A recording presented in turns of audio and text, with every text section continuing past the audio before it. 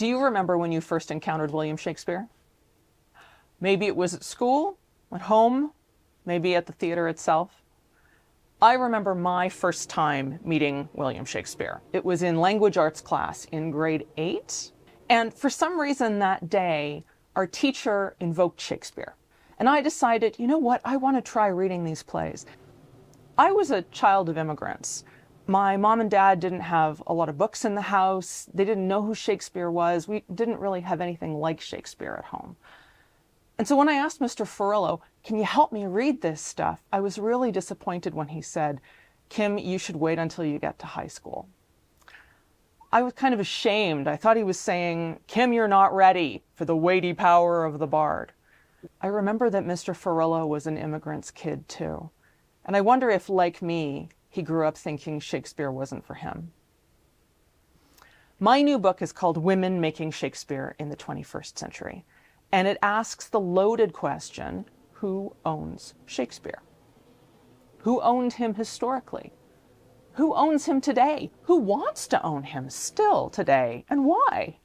Shakespeare was a kind of soft power export during the British colonial period. He was a tool of colonial expansion.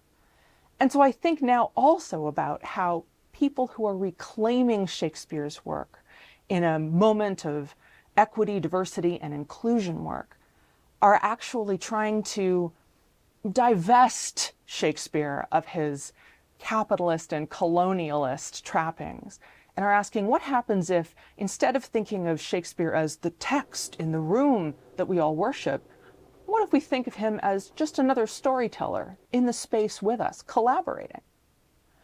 In the book, I meet all kinds of women artists. I meet trans artist Emma Franklin, Indigenous artists like Renelta Arluck, Black leaders like Nataki Garrett from the Oregon Shakespeare Festival, and deaf and disabled artists like Dawn Jenny Burley and Alex Bulmer. I look at the creation room practices that they're using to decolonize the way we approach Shakespeare and to make space for lots of different kinds of stories and storytelling practices in the room. I also look at the ways that they create accessibility paradigms so that those who have felt like me, maybe like some of us, that Shakespeare wasn't for them, can finally feel like Shakespeare is part of their storytelling network.